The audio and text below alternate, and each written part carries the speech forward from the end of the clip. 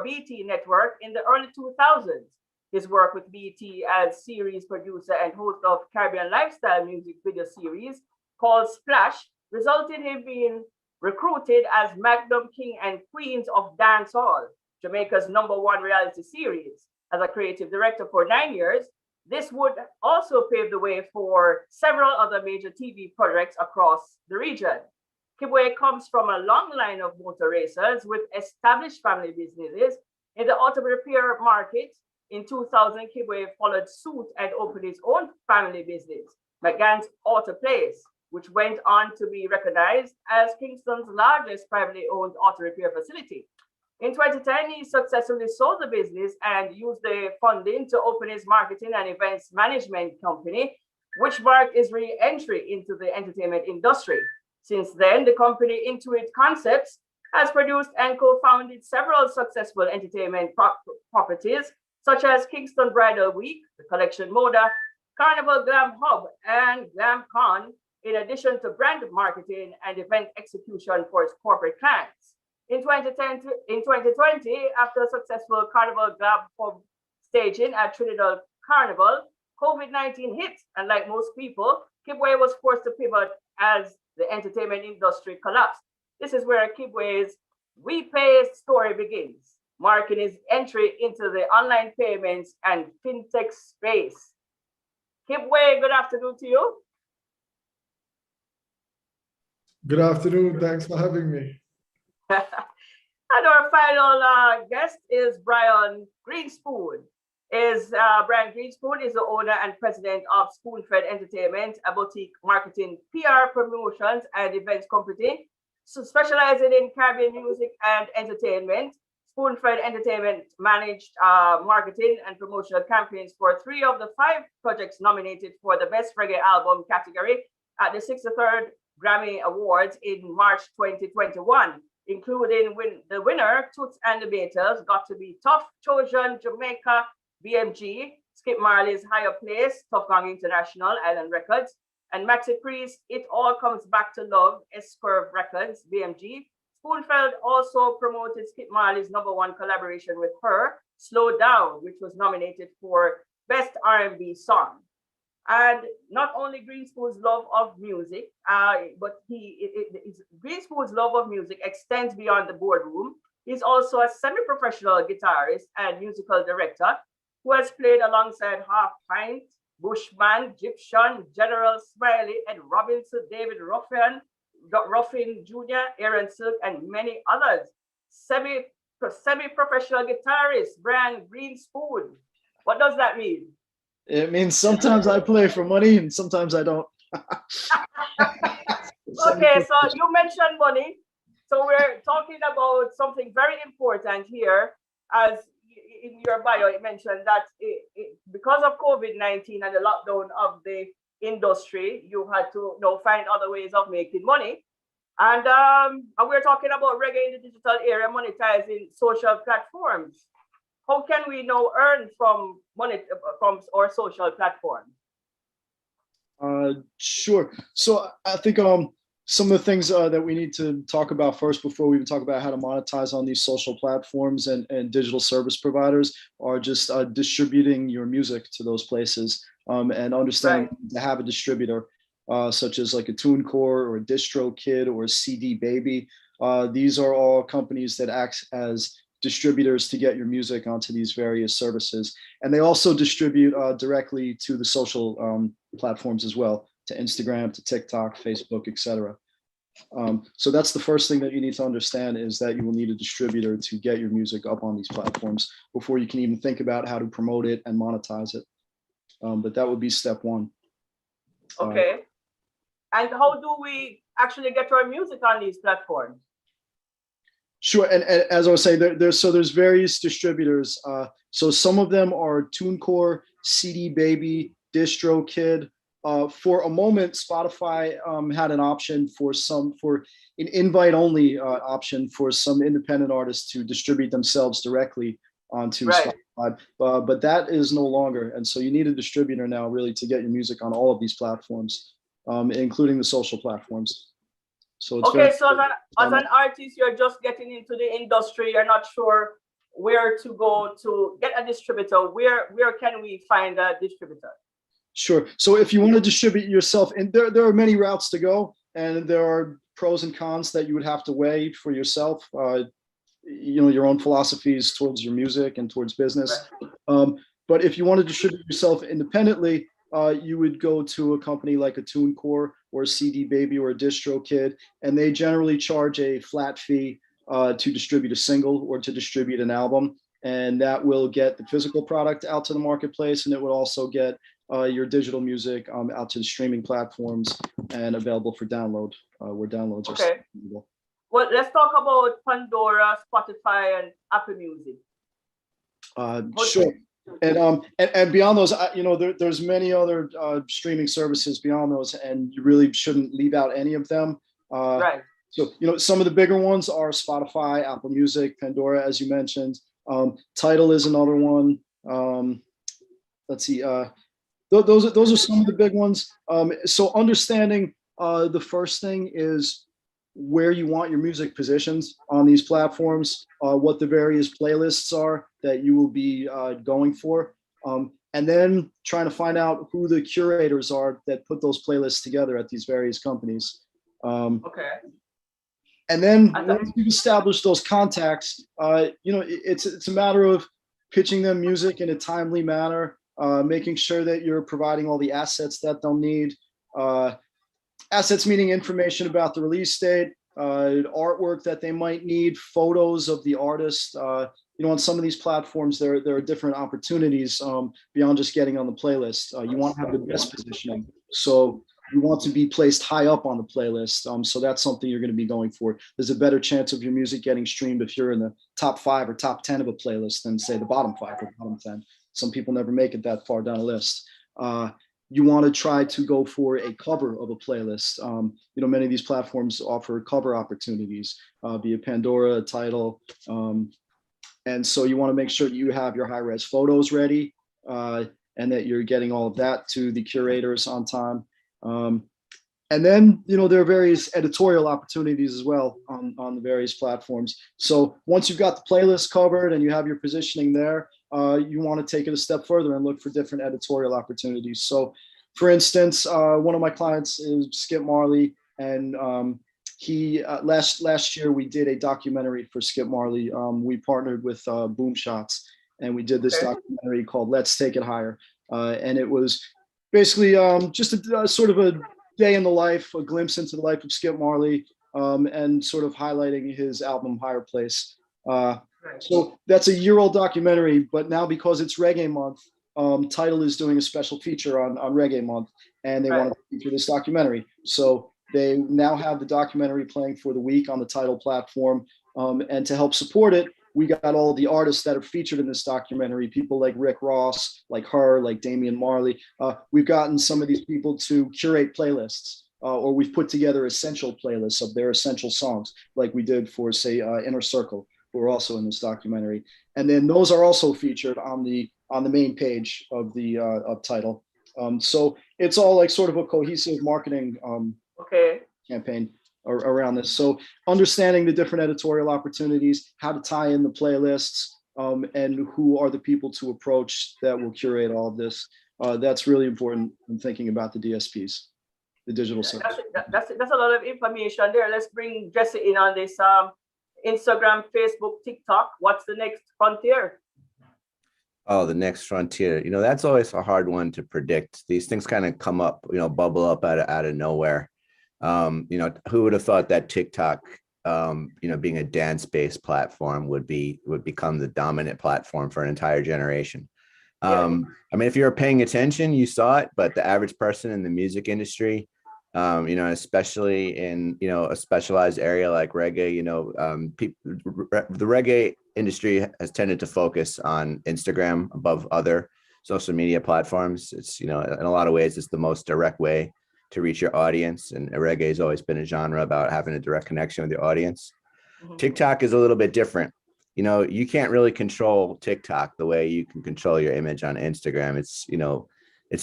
It's in the hands of the creators, really, who are taking music. TikTok is driven by videos that are made by individuals that are, selecting music to use. And it's having a huge impact on the music industry. You see it with the return of hits of songs from the past. Sometimes songs that were never hits in the past are now becoming huge hits. In the reggae world, probably the latest example of it would be Aini Kamoze's "Here Comes the Hot Stepper." Now that was a #1 hit in its day, which is nearly 30 years ago. So the people who are creating content using that song, many of them weren't alive when that song was out. And it kind of came back through, a humorous video, and I don't know if Aini is on TikTok. If anyone connected with him is tapping into it, but whoever's collecting his royalties is benefiting right now because it's showing up on charts. And Billboard and other, official charts in the UK and different chart, companies that produce charts, they're paying attention and taking into account all the new social media apps that pop up. For a while, YouTube views weren't counted towards your Billboard placement, which had a negative impact on reggae because like I said earlier, reggae is kind of gravitated to Instagram, but also to YouTube. A lot of people, a lot of fans of reggae don't necessarily, compared to certain other genres, don't necessarily want to subscribe to services. YouTube offers, if you're willing to sit through the ads, YouTube offers you a free alternative. And, you'll see the biggest numbers that a lot of reggae and also soca music and other non-pop music genres, the artists will get their biggest numbers on YouTube versus, say, a Spotify where people are paying to subscribe. So eventually Billboard started taking, YouTube plays into account, as they had to, because that's where you can't put all the weight on radio and sales if no one's, people are not no one, but less people listen to the radio, at least in the United States. I feel like radio is a much livelier industry in Jamaica than it is here, but playlists in the US have been like 15 songs on a station at one time. If you're into new music, that's not where you're going to discover. So eventually Billboard had to start taking in some of these other services into account. And, TikTok is the next frontier of that. And you're seeing it with these different songs, whether, from Aini Kamoze, Fleetwood Mac, I think they might've gone to #1 off of, social users taking their song and using it in their videos. So that's something you can't control, but you want to be prepared for it. You want to have a TikTok channel so that when people start TikTok page, when people start posting songs, start posting videos with your song in it, you're able to help push that. You probably can't start it, but you can definitely help drive it. And artists that are prepared to do that are seeing huge results. Another example is a Jamaican American artist called Fouché. I'm forgetting the name of her song, but she was sampled on a rapper, Sleepy Hollow, put out a song. She was sampled on it.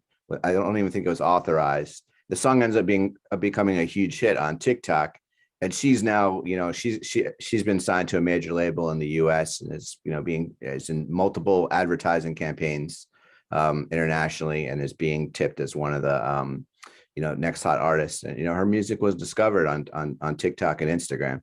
And she was, she being young and social media native, she was able to help push that along. I'd love to see more reggae, more Caribbean artists, when they do pop up, be there to help it along. Because I got an email today about the Aini Kamoze success on TikTok, and I actually read the email specifically to see what he was doing, or if he had a page on there. I was curious about that. I didn't get that information from the email. This is from the marketing agency that works with TikTok in the US. But that just came out. That came into my inbox today. So I thought that was interesting to see. So I definitely think TikTok is going to continue to grow, and it's a great opportunity for dancehall artists, especially because dancehall is a dance-driven genre, and you see a lot of Jamaican and Caribbean dancers, or people that do dancehall dancing in other parts of the world, building huge audiences on TikTok, bigger than many large artists. So, I think a lot of artists would do well to look and see what these dancers are doing. You might not be a dancer yourself, but like take an artist like Beanie Man. He's not going to do dance videos by himself, but his daughter's a dancer, and he's able to take advantage of these things by partnering, working, collaborating with his daughter. So, TikTok is right now. TikTok is all about dance and music discovery. The next one of the things I'm seeing pop up is Twitter working Twitter Spaces, which is basically their response to Clubhouse, which was the popular app that many people were using at the height of the pandemic. It's kind of tapered off a little bit because people are going out more, and Clubhouse is about getting together in big groups. Now, Twitter's been what it is before the pandemic, and it's the same as it was. It's the same now that it was then. So they've been able to kind of take this innovation that Clubhouse had of having audio / video meetings, seminars where people can gather. Twitter is about back and forth conversations. When people tweet, somebody responds to it. So they saw an opportunity to pull what Clubhouse does and kind of do this hybrid thing. And in the last year or two, I've seen a lot of people utilizing that. I haven't, not so much in the reggae music world, but something I'd like to see more reggae artists gravitate back to Twitter, because when Instagram really took off in the early part of the last decade, I saw the reggae industry move away from Twitter, and artists kind of abandon their accounts. But there's a whole other audience that you can reach on Twitter. Twitter is the center place of virality. When people can say something and the next day it's front page news. I mean, we saw that with Donald Trump. So it's not a place to neglect, but I do see a lot of reggae artists haven't updated their Twitter page in 5, 6, 7 years. I would definitely recommend, now that Twitter Spaces is in place, getting back active on there if they're not already. I think the artists who are active on there see benefits from it as well.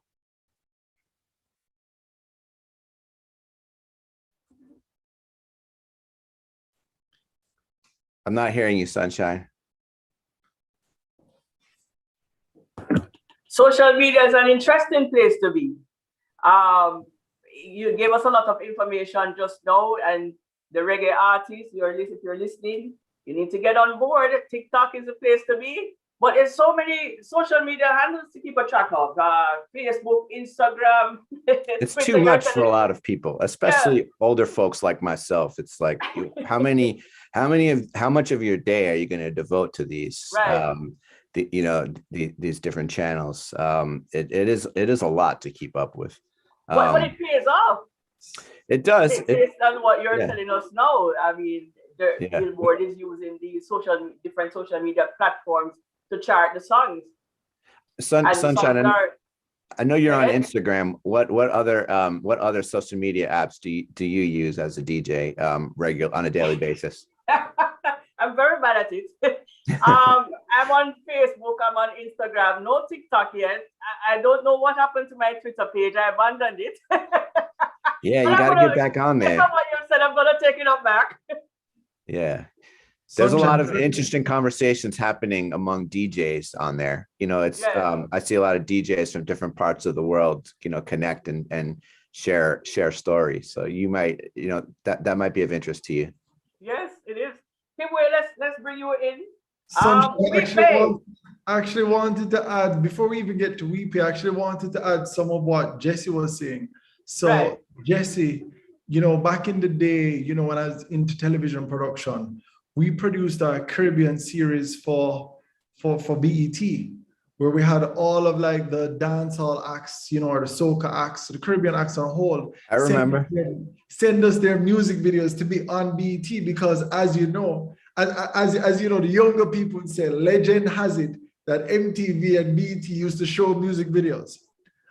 So back then, that was the way that reggae artists were getting out. And then you had the big push behind YouTube. And as you know, you had artists like, Justin Bieber, who was discovered on YouTube by an usher, and you have that story happening, and YouTube was blowing up. And then I remember when Billboard and other rating agencies were discounting YouTube because you could actually trick the numbers. You could actually have bots that drove the numbers up, so the numbers were false in terms of viewerships. But then now you have something coming across like a TikTok, as you say, where you can actually measure and calculate the views. And that became a really powerful story. But then also, I'm surprised that you didn't mention Instagram Reels. And we know that Instagram is the master of copying their competition and adding to their platform and their world. So now Reels are actually getting a considerable amount of push. But stories like what you shared with Inika Mosi, like that is crazy that these younger kids, utilizing this music, making it popular for music that they weren't around for. And to see that resurgence and that coming back is such a powerful thing that I think a lot of artists are underutilizing and should certainly, make a part of their marketing campaign as they move forward. Quite recently, probably about 2 weeks ago, I hosted an event called A Night in the Metaverse. And I was actually hoping that you'd have gone there. So now you have artists who now have the ability to want to host a concert in the metaverse and sell tickets. And here it is, we have all of these restrictions, so there are not a lot of concerts happening, but now you can host a virtual conference, not conference, but a virtual event where people are in this event reacting with thousands of other people. And you see a little self inside this space. And I'm like, oh my God, this is crazy. No, that really is the next frontier, and maybe even somewhere a lot of the artists need to be paying attention to. You can no longer speak about the metaverse and not speak about DeFi, decentralized finance. That's where WePay comes in. But also you have to think of NFTs, you have to think of coins, like how are artists now being paid? How are they able to monetize? You have new artists, not just music, but also other art that, are able to mint an NFT and put it down and call this original. So now you can buy music as an NFT, or you can buy an album as an NFT, or you can buy artwork as an NFT. And you put that all together, and now that musician is able to earn in other ways. Now that to me is mind-blowing in itself. And I think that's something we all really need to be looking at. If I'm correct, was it just Google that invested a couple $2 billion into the metaverse? And here it is that Facebook is jumping into the metaverse hard. Brands are jumping into the metaverse. Recently at the same event that I hosted, one of the guys said, he now has people who are bartenders for the metaverse. And at first we couldn't understand, what does that mean? Because inside the metaverse, you'll have a club. You have music playing for the same artists who will eventually be paid for being able to have their music played inside that club within the metaverse. So now, I don't know if you understand that, Sunshine, but think about it. When you do an event, you have to pay, a music license fee, and all of these artists get money. But now inside the metaverse, inside a virtual club, same music is being played, and you're going to be able to collect your royalties. But also that bartender, I'm like, why would you have a bartender in the metaverse in a club? Because you can't be in the club as an avatar and not have a drink. You won't look cool. And I'm like, are we really going there? But that is what the space is evolving to. So even a platform like WePay, just so the entire audience understands, WePay is an online payment gateway. So we process credit cards online for the man in the Caribbean. And I'm not sure if Jesse or Brian understands, but right now, from the Caribbean, man, you can't use stuff like PayPal or Zelle or any of those things. You won't get your money in Jamaica or Trinidad or Barbados. It's going to be stuck in the States. And it's actually going to be very expensive for you to repatriate that money home. So that's how we came up with WePay. So in a quick story, most people describe us as the Caribbean's PayPal. But with DeFi and decentralizing, finance and having stable coins and having cryptocurrency, there's now the opportunity of being paid from these spaces such as the metaverse, or being paid from putting up an NFT. And it's no longer just about music, but it's about your entire brand. It's about your clothing line. It's about everything that you can think about that makes you fan worthy. And so music is really evolving, and I'm really excited about it. And that's really one of the reasons why I said yes to participating. But I feel like the discussion just really got lively. I really love where you're going with this stuff, Jesse. Yeah. Yeah, well, you mentioned NFTs. I'm surprised you didn't mention NFTs yesterday when we had our pre-production meeting. I was talking about merchandise, and obviously NFTs are the next wave, the next level of merchandise. Sure. Now, I'm not as bullish as as many people are on NFTs, because I still think people need to understand what it is and what it means, because people really get ahead of themselves and say they have something valuable. Or try to understand, I've seen a few NFT stories go wrong, when people Yes. didn't understand, or they try to take, whenever anything's new, you have a bunch of opportunists that rush in and try to get over on people. And one of the things we're seeing is, as far as rights, how do rights that have been established, for publishing and copyright, how do they apply to the NFT world, which isn't physical or real in the traditional sense. And in that, in that kind of gold rush that's happening, I've seen a bunch of things, go wrong. For me personally, I still want to purchase physical things. If I'm going to choose where to park my money, it's going to probably go with the physical thing over the virtual thing in most cases. Not to say that I'm completely against it. But NFTs, I do see a lot of people in music in particular, and obviously it's coincided with the pandemic and people losing a lot of opportunity, a lot of the things they took for granted in terms of being able to generate revenue in a physical setting. When you don't have your concert anymore, when you're not touring, when you're not appearing in physical places, how do you sustain the income that you had? A lot of people lost out touring and other things. So what I was talking about yesterday, to get everyone that wasn't in our meeting up to speed, is the idea of merchandise. It's another area where I'd like to see reggae artists tap into the way that rock music and hip hop have, and a lot of artists in that world, that's where they make a lot of their revenue, whether it is when they're on tour and they have that merchandise booth in the back selling t-shirts, jackets, vinyl records, patches, pins, all sorts of types of clothing, or whether they're doing it through social media. And I think, I've worked with a few artists to establish merchandise lines, and we're not really doing too much of the popping up in the physical world. We're selling it online through, and their social media pages are the main.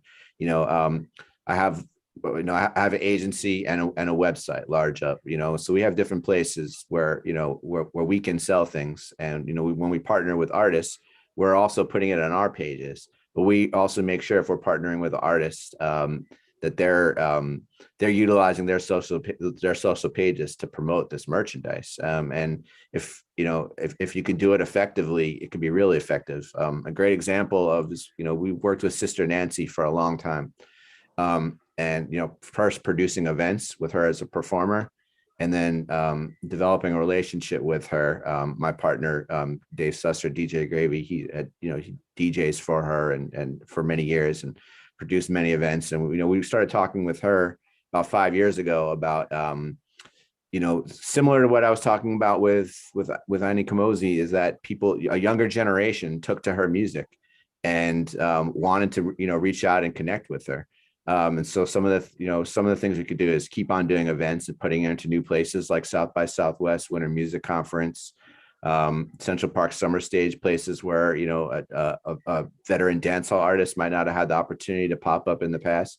But also, we said we knew that people would buy Sister Nancy merchandise connected to Bomb Bomb and her debut album. So what we did is we commissioned a well-known fashion designer, and this is important too in creating merchandise, because a lot of people will create merchandise and wonder why things aren't selling. You can't just throw your name on a t-shirt and expect money to fall out of the sky, or to fall into your account through your bank account through WePay or any other payment platform.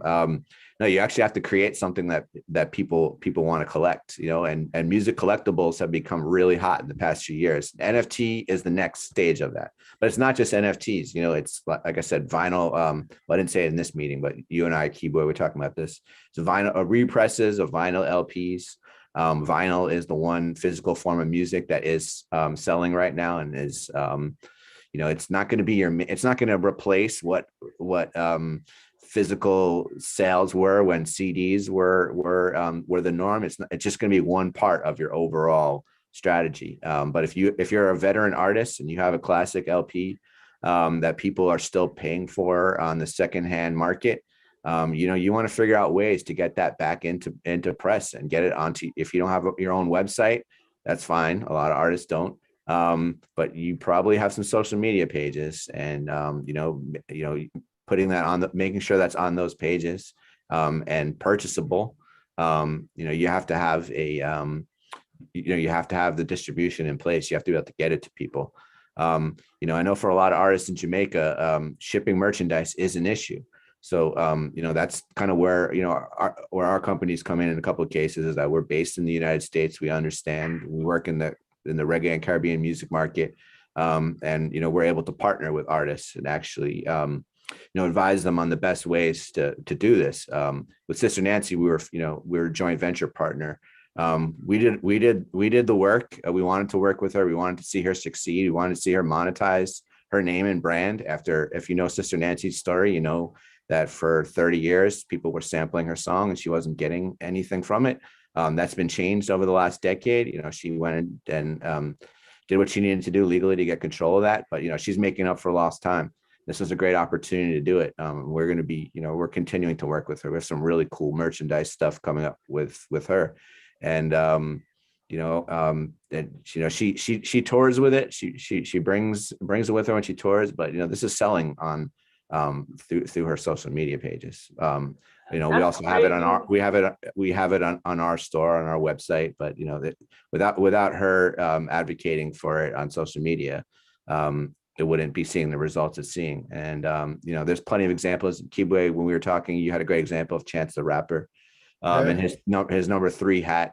And I actually went after you and I spoke and read some articles about it. And I was just blown away by how much, what he was saying, how much money he was able to produce just by making that hat and selling it himself. Yeah, it's incredible, and he's probably making more money off merchandise than one of the biggest complaints we have in the music business right now is that we're relying on Spotify and streaming services that pay a much lower royalty rate than people would like to see. There are people who are used to seeing, in the era of physical music. But there's still ways to provide that income. It just, you got to get a little more creative with it and be, looking at many different channels. I mean, we'll probably only scratch the surface of the amount of channels that are available right now. But the Chance the Rapper is a great success story. But you see it across hip hop and rock music. When you go to a rapper's Twitter page or a rock band's Twitter page, you're going to see the pinned posts, and it's usually going to lead back to that's where you save a post at the top of your Twitter page. So whether you've just done a post or you just tweeted 5 minutes ago, this is still the first thing people are going to see before your newest content. And that's, like I said, rappers, hip hop acts, EDM artists, and DJs and rock bands, they're utilizing this space to promote, their merchandise. This is such an informative discussion, and for the listeners who are just joining us, this is the Bob Marley's 77th birthday celebrations produced by the Bob Marley Group of Companies and the Jamaica Reggae Industry Association, JARIA, in partnership with One Off, the Ministry of Culture, Gender, Entertainment and Sports, and of course, ARIFM. And if you have any questions, you can hit us up at arifm.net and the Bob Marley Foundation's YouTube page and submit your questions for the panelists. I'm so happy that we are having this discussion. I've learned so much, and I'm sure listeners have learned a lot. Kibwe, I'd like to go back to how we actually get paid from these different social handles. Through which channels do we get paid? Do artists get paid? Well, there are multiple channels through which an artist could get paid. I mean, a lot of artists rely on uh numbers. I mean, just the number of people listening. So I mean, you may collect a check from YouTube. You may collect your royalties from the radio stations or the different, societies that these artists have signed up to track their music. Um, but where a we pay would drop in, I mean, if you have a website, that's really where you want to have a processor that sends you back money to your account. Some artists may be trying to, use a PayPal, but they're always going to be restricted to trying to then have an account in the US because that's the only way that money terminates. It's going to terminate in the US. It actually can't terminate in Jamaica because then that's called cross-border acquisition, which is actually legal. So here it is that we have a WePay, which you're able to literally plug into your website, whether it be a WordPress, a Wix, Shopify, whatever. So even if you're selling merchandise or you're selling hard music, the ability of getting paid in your local account, that's what WePay allows you to do. So we're a MasterCard partner. We're also the only licensed PayFac in the Caribbean by Master and Visa card networks. So that gives us a regional scope. But one of the things that I found the most interesting, and it's how people use a service like a WePay. So recently I've come across a young producer. I mean, I won't call him name, but he does a ridiculous amount of transactions online per month. I'm talking somewhere in the region of almost maybe 1,000 transactions, right? That we're able to see. So I had to call him up, just doing our own due diligence, KYC. And he actually sells dub plates and jingles all across the world. And I'm telling you, this guy is making thousands of US. He's not a big artist. He's not a big producer, but I'm pretty sure he's probably making more money than a lot of them because he has now found his own niche and he's able to create these dub plates or these jingles or these rhythms and sell them abroad. And I mean, he just, the way he explained, he said, Kibwe, they're just gobbling it up. They just love it. And he says, WePay has now enabled him to be able to collect that money because for the first part, he'd have tried a service like a PayPal and gotten in trouble, because one, he's not a US citizen. Two, he'd have to go through all kinds of hoops to register that business, so immediately from a PayPal side, he would have been flagged. And it would really be hard for him to explain to someone from PayPal, what a dub plate is, just not being a part of the industry or the space. So of course, there's no understanding. So here comes a WePay. And of course, we understand what a dub plate is. We're from the Caribbean. We understand a rhythm, a jingle, all of those things. So, he was really pleased with the service. And that's how WePay has been able to assist. But I mean, Jesse has really hit on so many points and so many different opportunities of how to get paid. WePay is only one part of the end process. It is not the channel. It is just the end process of getting your money here. Jesse, when I hear Jesse speak, I get really excited because here was that as a part of this world with BT back in the day, and I understood the struggles. And we'd have to fill out log sheets, Jesse, and actually, write down the publisher and all of these details just to ensure that people could get paid. We'd have to work out, whether there were like an ASCAP or a jam cap, and line out all of those things so that they could get paid. But I know it's a lot easier now, but it's so funny. Recently on a trip to Mexico, in the middle of COVID, in the middle of the pandemic, I've met two people. Both of them are part of the gaming world. So, one of them, incidentally, is a Jamaican game developer who actually has a game on PlayStation and on Xbox. The girl who was with him, she owns one of the largest video game stores in New York. And they were explaining to me that so many artists get paid or so many artists, explode on video games. So think about you playing Grand Theft Auto, but you're hearing that music behind. You're not even realizing that you're actually being marketed to. Here it is. So you have an Xbox, a PlayStation, paying these artists royalties through a video game because You can, of course, stream music through the game. You can put music behind the game that you're playing. And I was like, wow, like mind blown. So again, the channels, you know, we're not even scratching the surface when we're just talking about a Spotify, you're just talking about a YouTube. Like it is so much bigger. TikTok came over from China. So I mean, it was always there. It was there for a while, but we weren't taking advantage of it because we didn't know it. TikTok only just made a crossover and blow up.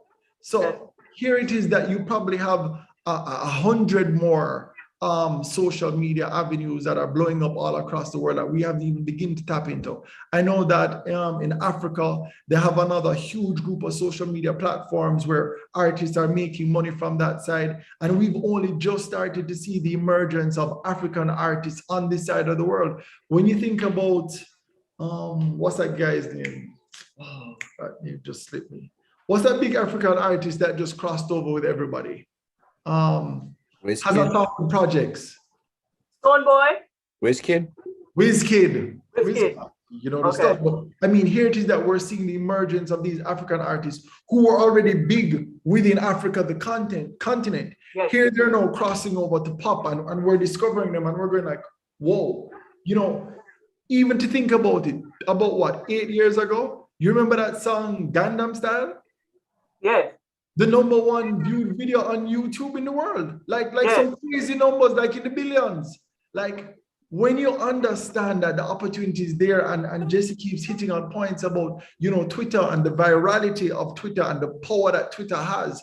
I mean, artists really need to probably pull together a management team that understands the scope, because now we're talking about websites, we're talking about e-commerce, we're talking about NFTs, we're talking about the metaverse, but then we're also talking about the social landscape and all the other opportunities that are there.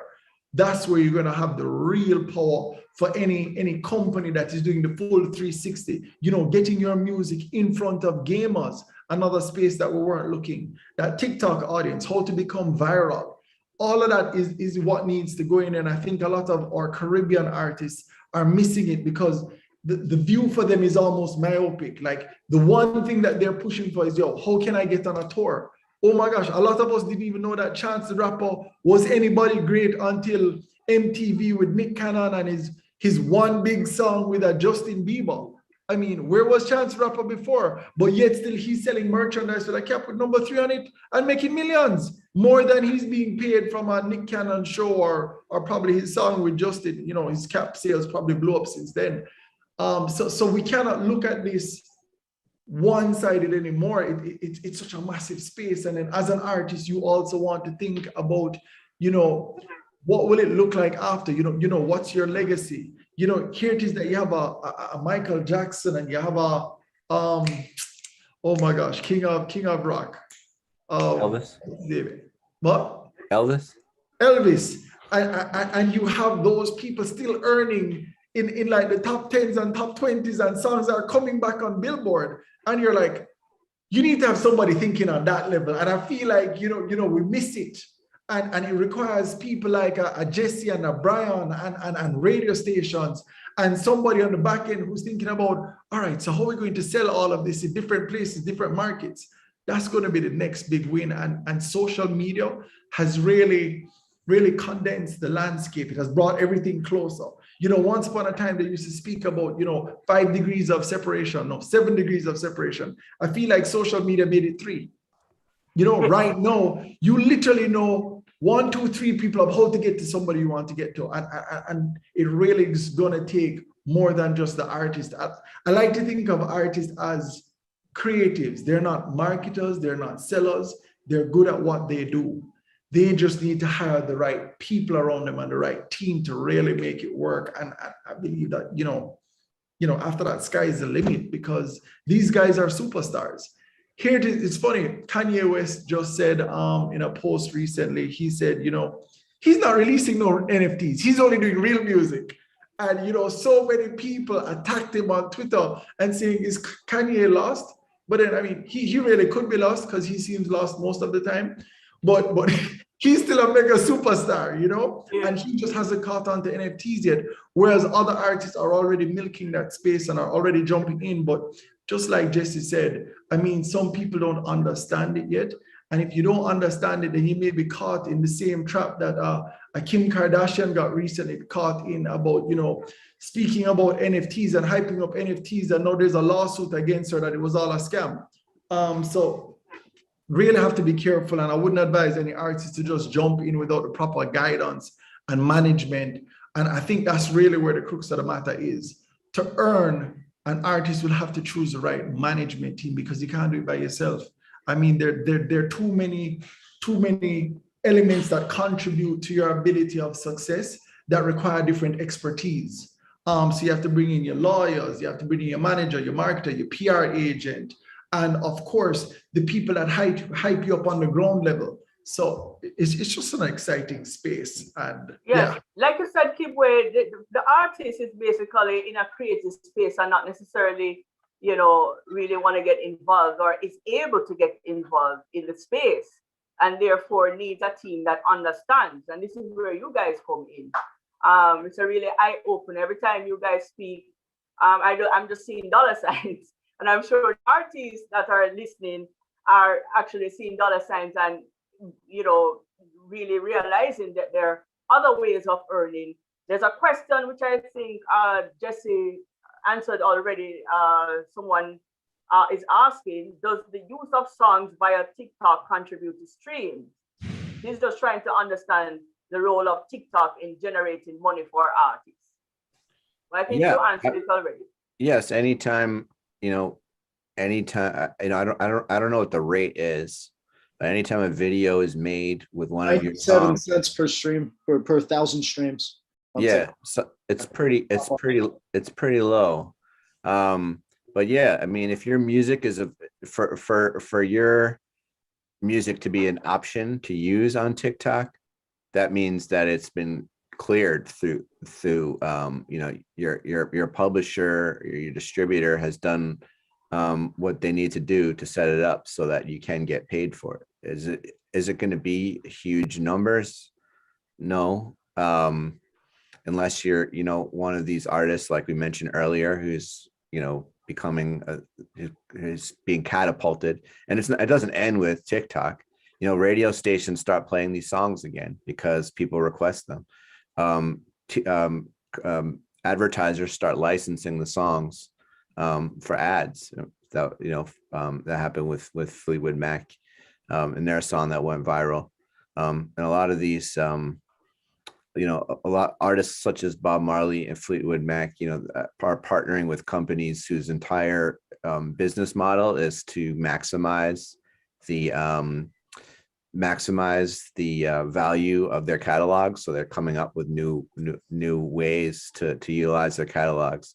So, those legacy artists kind of have, that are able to enter into that situation and find a partner like, the Marley family, the Marley companies did with Primary Wave.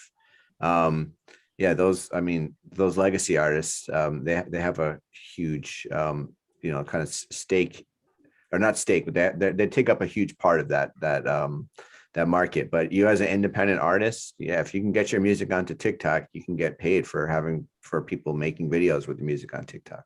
Oh, wonderful. Influence. What's that?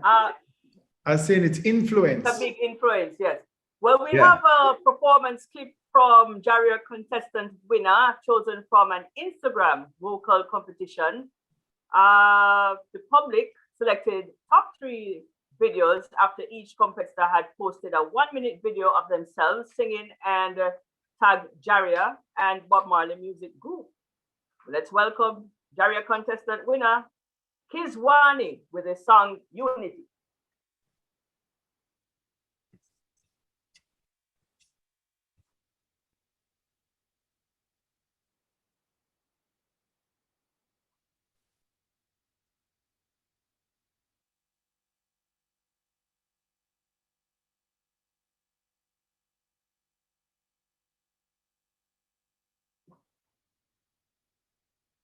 I'm not sure if that's being played. Oh, here we go.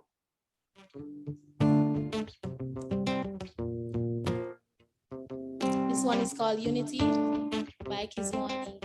Everybody need to understand we should come together and farm one land. Like Usain Bolt, Shelly, and we should work together and pass the baton. One nation, so we can spread love and joy to everyone. Spread this message to the world, every man, every woman, every boy and girl. Like Bob Marley used to say, one love, one heart, one big family. When we have this, what a feeling. One people, that's how we dealings. Why? Look out from now, this how we prime time. Big news, good love and sunshine. So don't bother envy your neighbor. Have good heart, good thoughts, good favor. Stay tuned, cause in this a day. No matter your race nor your culture, you have to stay true with a prayer. Like Bob Marley, like Bob Marley, like Bob Marley used to say, one love, one heart, one big family. When we have this, what a feeling. One people, that's how we dealings. Why?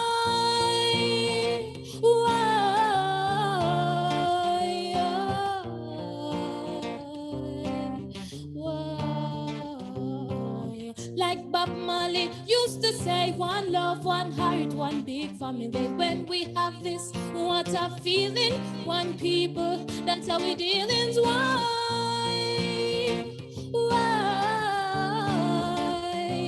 Say unity.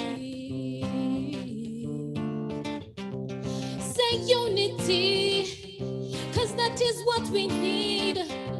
Say unity. Say unity. Like Bob Marley used to say, one love, one heart, one big family. When we have this, what a feeling.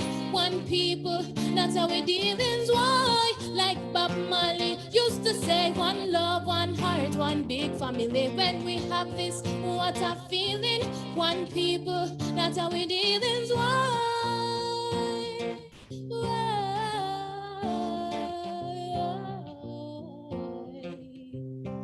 Unity, that's all we need. Big up Jamaica.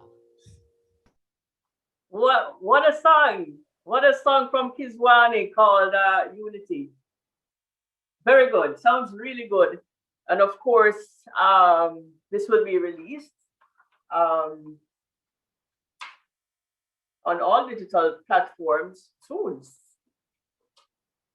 We'd like to now thank our panelists for this great discussion on reggae in the digital era, monetizing social platform. Kibwe McGann, Jesse Swar, and Brian Greenspoon. Thank you so much for joining us here on Area FM. Very informative. Thanks so much for having us. Thanks for having us. Thanks for having me. I listen to everything on IFM. IFM was sounding for everything. I want it. I